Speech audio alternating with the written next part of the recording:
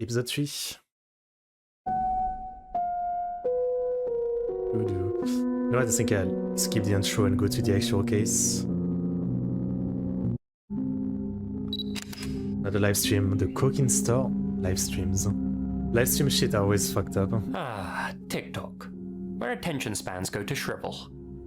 Speaking of shriveling, today's first entry revolves around a TikTok account with this username. Now I can think of a couple of colourful ways to pronounce that, but to stay in YouTube's good books, I'm just gonna call it Coke and Store. Yeah. At time of recording, Coke and Store's account has 3,500 followers. All their videos are in Indonesian, and all seem to promote gimmicky products. Portable washing machines, monkey tissue dispensers, things of that nature. What the fuck? All with accompanying hashtags That's a weird and light-hearted one. background music to help sell each item. Just an ordinary small business account, really. What is But that? if it's all so innocent, why am I even talking about it? Well, over the past few weeks, Coke and Store has live-streamed some concerning material, Oh boy. seemingly at random intervals. If you happen to catch any of the streams, you'd have seen something like this.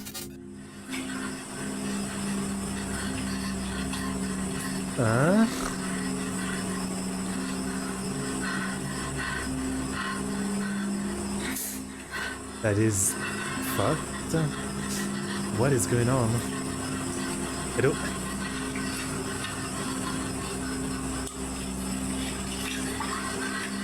It's like...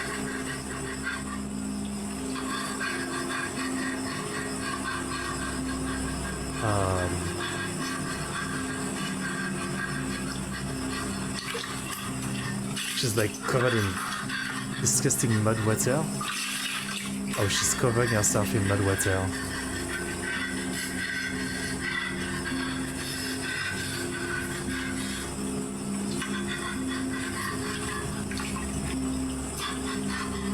Like the breathing sounds real, like not someone faking. They've all featured what appears to be a man in a dark, confined space, covered in what looks like mud or a mud-like substance. Yeah.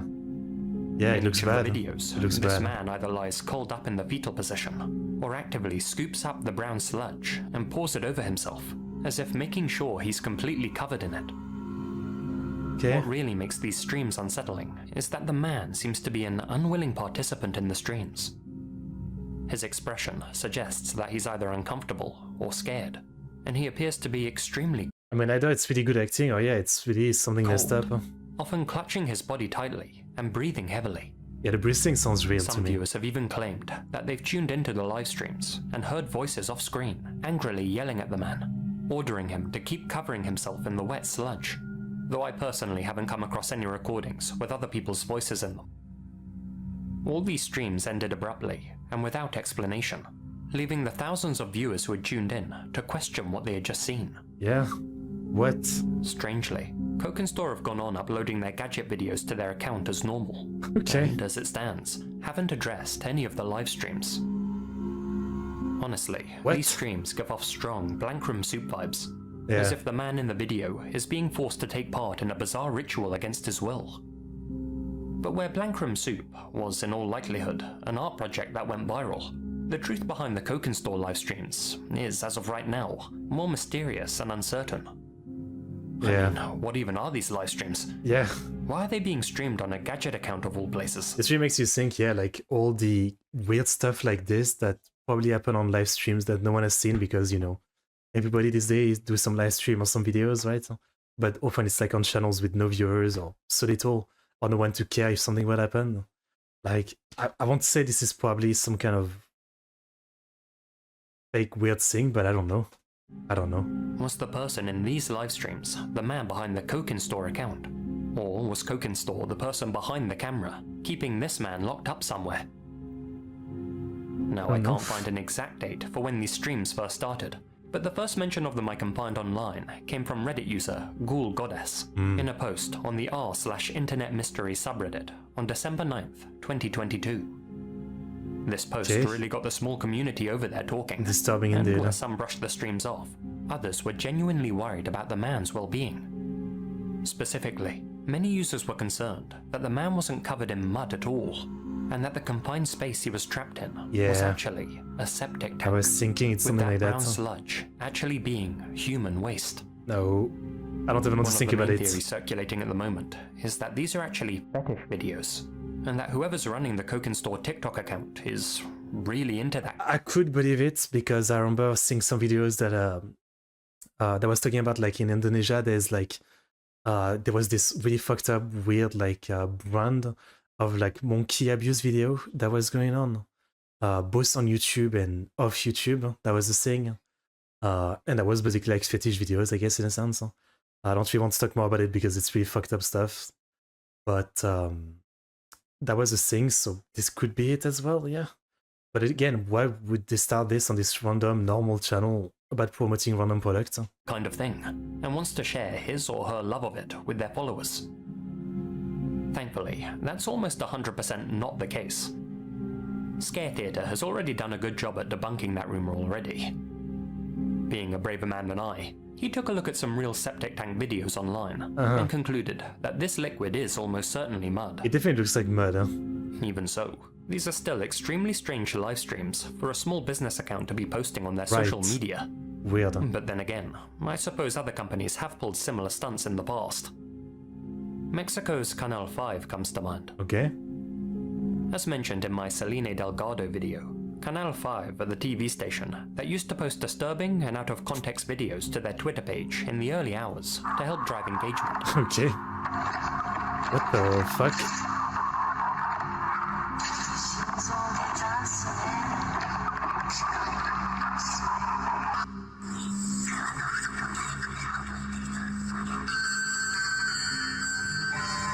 End of Twitter for a day.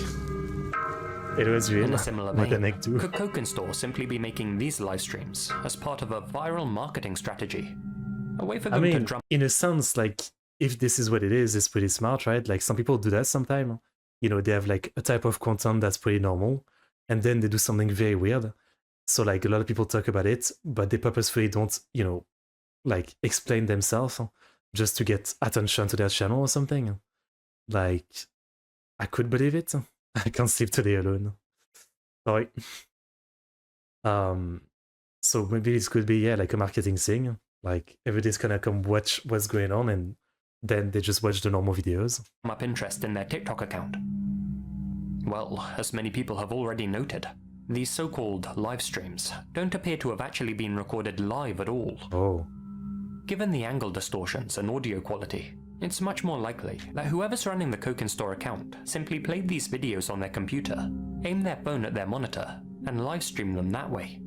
That's even more weird. If that is the case, and personally I do think it is, then in all likelihood, Coke and Store doesn't actually have anything to do with the creation of these bizarre videos, and was simply using them to draw people to their account and get more followers. More followers means that Coke and Store can sell more gadgets, or charge more for product promotions, or eventually sell their account for a higher price. Given that they've had a huge follower increase recently, with the majority of comments on their videos asking about their creepy live streams, I'd say that that part of the mystery has been solved. I guess that's what I should do. I mean, I should go naked outside, just roll in the mud, and just do a live stream like that. Maybe I'll get more subs like this. That's... I mean, again, doing something really weird is what sometimes gets people to pay attention, yeah? Like, confuse people on whether you're doing something weird for real or not. And that will get people to click. That's the thing. Any plans for Halloween proper? Yeah. A stream like this, where we react to, like, scary, spooky videos all day. Kind of like last year, I guess. But that's what I'm thinking. They were used as part of a social media hoax, that doesn't mean that the videos themselves aren't authentic. Coke and Store may not have been recording them live, but they had to have gotten them from somewhere. Yeah. Question is, where?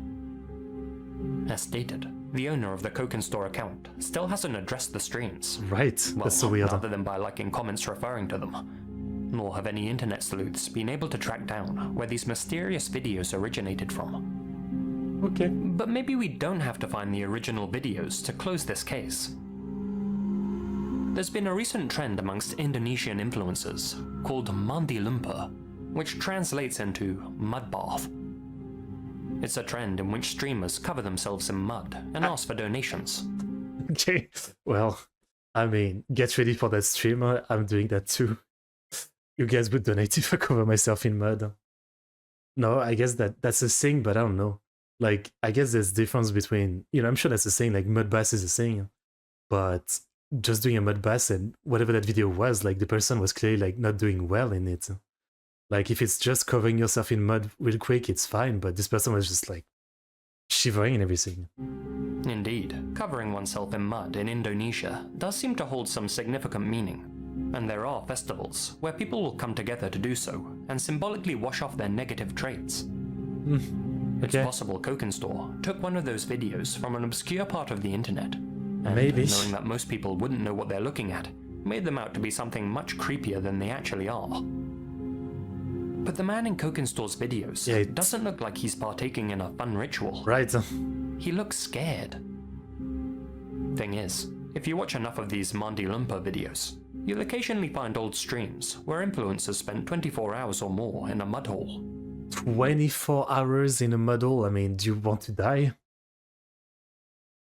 Okay, so yeah, this is just some weird madness thing then. Near the end mark of those videos, their behavior is extremely similar to that of the man in Kokenstor's streams. Like you want to cleanse yourself, but you just made yourself crazy? They shiver, and you got sick, curl up in the fetal position, breathe heavily, and look miserable. The man in Kokenstor's streams may not look like he's taking part in a fun ritual, but neither do many of these mud bathers either. Yeah. Right now, we can't say with 100% certainty what's going on in these clips, not until we find the original videos at least. But it seems likely there's an innocent explanation behind them after all. Humans are drawn to the ambiguous. Yeah. Creepy and unexplained videos like this capture our attention and leave us searching for and sharing novel answers.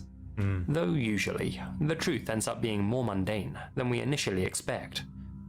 And for this man's sake, I hope that is the case with this mystery too. Yeah, I'm just gonna hope that it was one of those just ritual of being in mud, but again, the really weird part is that if,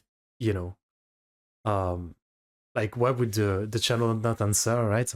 Like if it was something as simple as like the person behind the channel did this and wanted to share it, why are they just keeping quiet about it when everybody is worried and asking? Maybe because they saw the influx of people to their channel, so they're trying to get more people to come, but I don't know. Obviously, I hope this is really just someone doing it to themselves, even though I still think it's kind of dumb.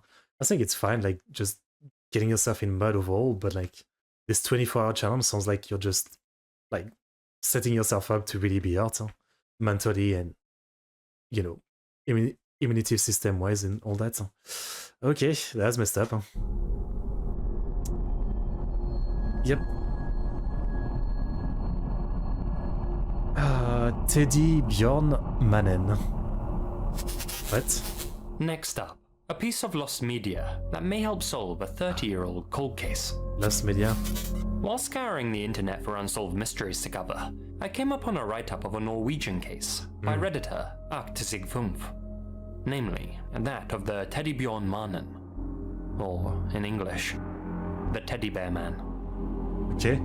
On September 12, 1992, a group of hunters came upon the remains of an unidentified person in the cold and remote heights of Hardangervidda National Park.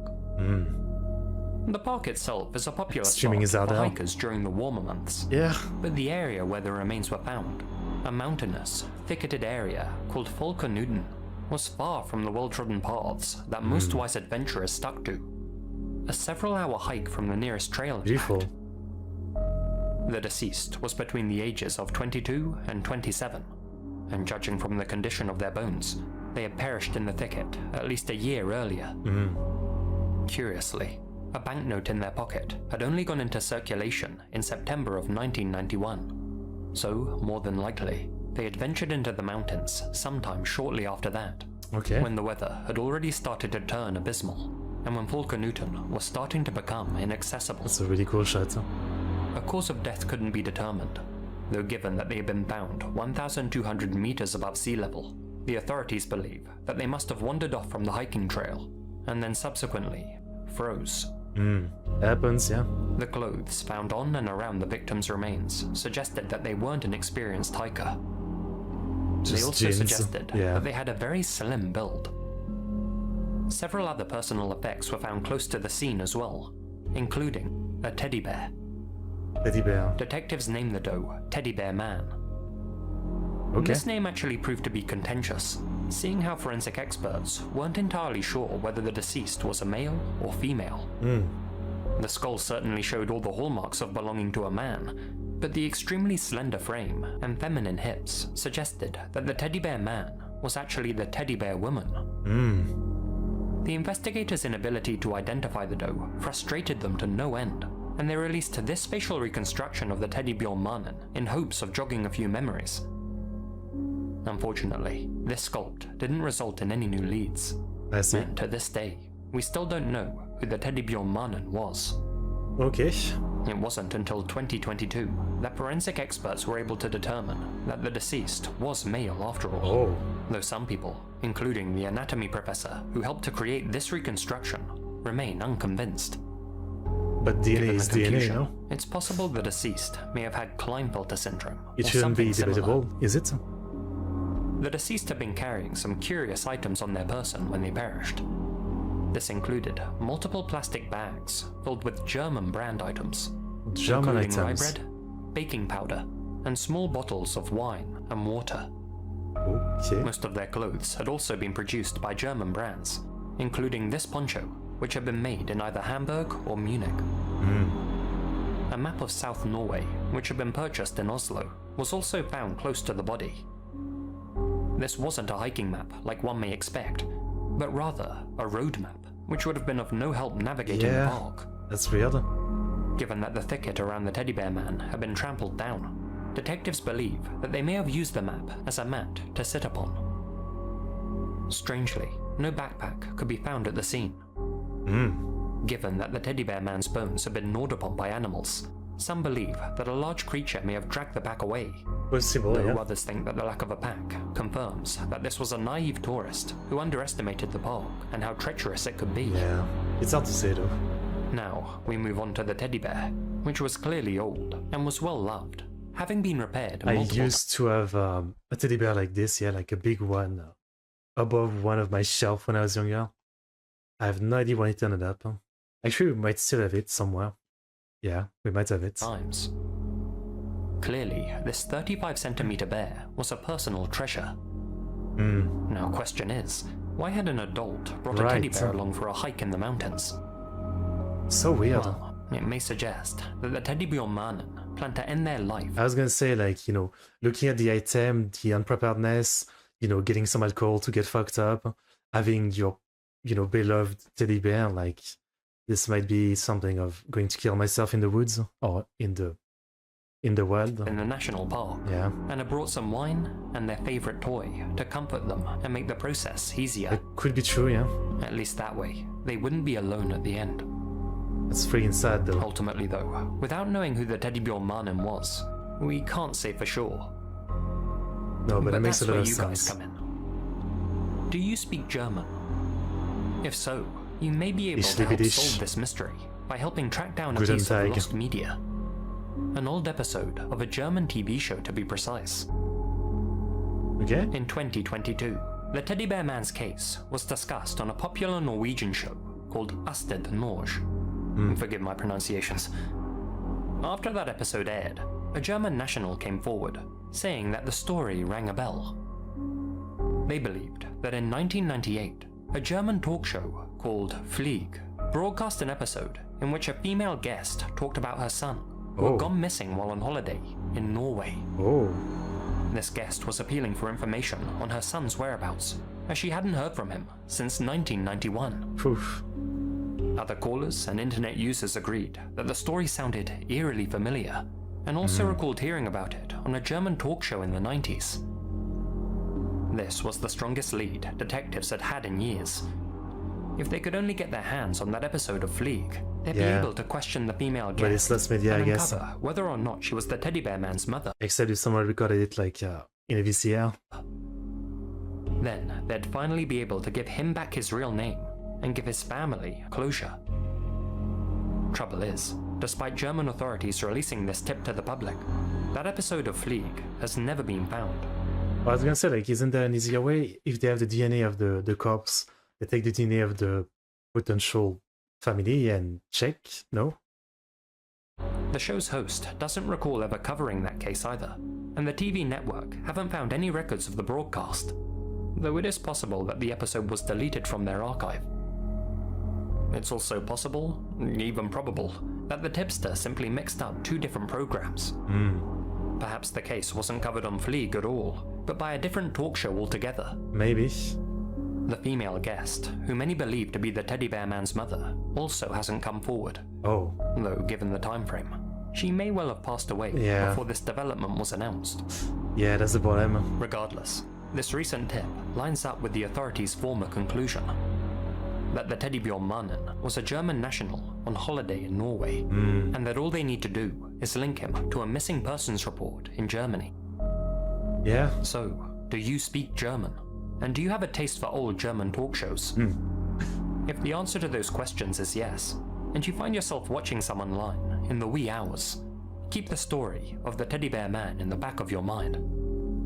You may just find this lost talk show episode, and in doing so, stumble upon the answer to a 30-year-old mystery. I wonder if this was solved. Let's see the comments. 1 year ago.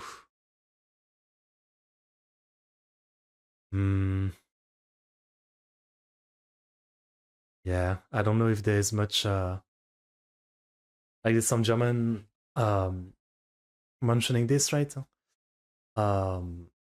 But I don't know if there's any like any update yet. I guess we can look. What was it? Was it the Teddy Bear Man? Any update on that? The Teddy Bear Man.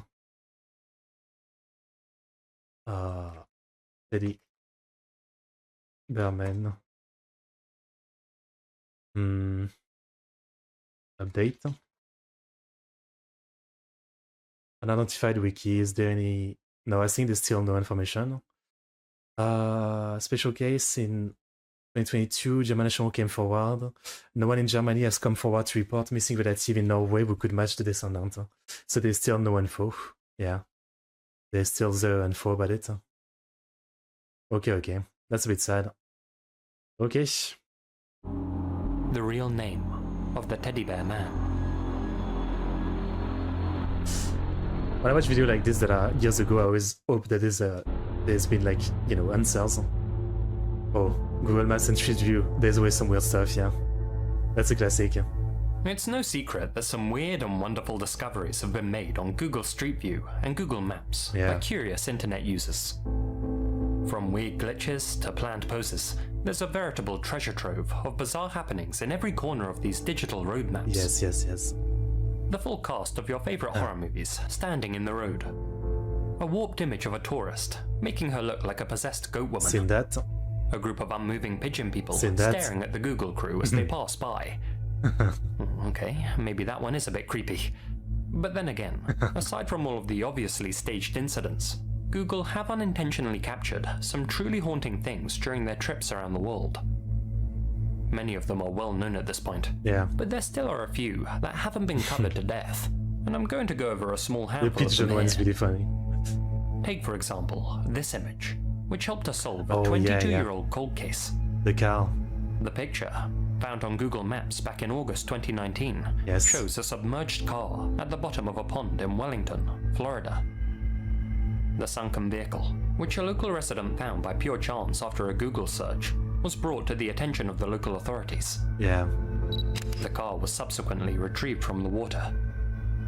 Inside, detectives found the remains of William Moult, a man who was reported missing from Lantana on November 7th, 1997, detective. after he had failed to return home from a night out.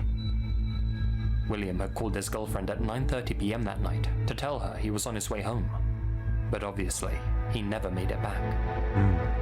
The 40-year-old had been missing for the past 2 decades, and for all that time, his loved ones were left to wonder what became of him.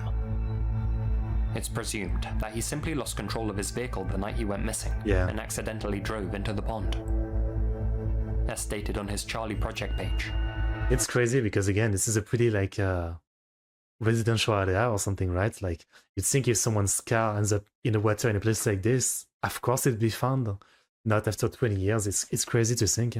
Quote, William Malt's vehicle had plainly been visible on a Google Earth satellite photo of the area since 2007, but apparently no one had noticed it until 2019. Yeah, that's crazy. Moving on, take a look at this image, which shows a woman in a dress and heeled boots, walking along the roadside with a suitcase. Thing is, this image was captured in the New Mexico desert, literally in the middle of nowhere. The closest town, Roswell, is a 9.5-hour walk behind 9 her, hours. and there's absolutely nothing in any other direction for miles. Presumably she was dropped off in a car, but why was she left in the middle of the desert in the first place, with a suitcase? And where was she Okay, I see the point, but there's no way someone didn't stop to help her at some point, right? walking to? Finally, there's this image. At first glance, it looks pretty innocuous, but believe it or not, it actually helped to solve a missing persons case. On November 2nd, 2020, an 83-year-old woman with Alzheimer's disappeared from her home in Just a Antwerp, flash. Belgium. Given the woman's fragile condition, her family and friends were extremely concerned about her well-being. Yes. A large-scale search and rescue effort was launched almost immediately, which involved 50 officers, sniffer dogs, and a helicopter equipped with thermal imagers. And yet, despite all of that, the woman was never found. That's sad. That is, until 2 years later, when one of the investigators decided, on a hunch, to check out her house on Google Street View. Wait, so they found her 2 years later? Oh, okay. I misunderstood. I thought they got really lucky and, like, the Google Map image, they checked it like a day after she disappeared or something. No, it's 2 years later. So it's already too late. As it would turn out, the Google car just so happened to drive past her house, not only on the day she went missing, but at the precise moment That's she had wandered crazy out from her timing. home. That's crazy timing. This disturbing final image of the woman showed her walking in the direction of her neighbor's house. With that new lead, a second search for the woman was launched, in which investigators followed her assumed footprints. And wouldn't you know it, her body was discovered in a heavily forested area near her neighbor's garden. Man. An area which had been overgrown during the initial search. So overgrown that even the sniffer dogs couldn't reach it. Wow. She had likely died after having a fall. With that backstory, this image becomes extremely eerie to look at. It's really sad. It's crazy to think that the Google team just so happened to drive by and capture it at that exact moment. The crazy timing. If they hadn't, it's entirely possible that this case would remain unsolved to this day, and the woman's family wouldn't have the closure they now do. Makes you wonder whether any more active mysteries could be solved with the help of Google Street View. For sure. If only the right person were to look in the right place.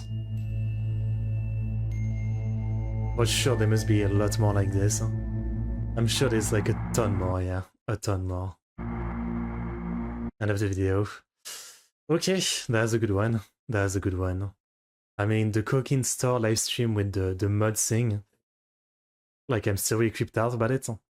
I really hope, again, the person was okay and they were doing it themselves or something, which is not okay, but, you know. Otherwise, yeah, the teddy bear man is also kind of sad. And this is one too. Okay, they're getting a bit more disturbing as we go. Yeah, compared to the first episode.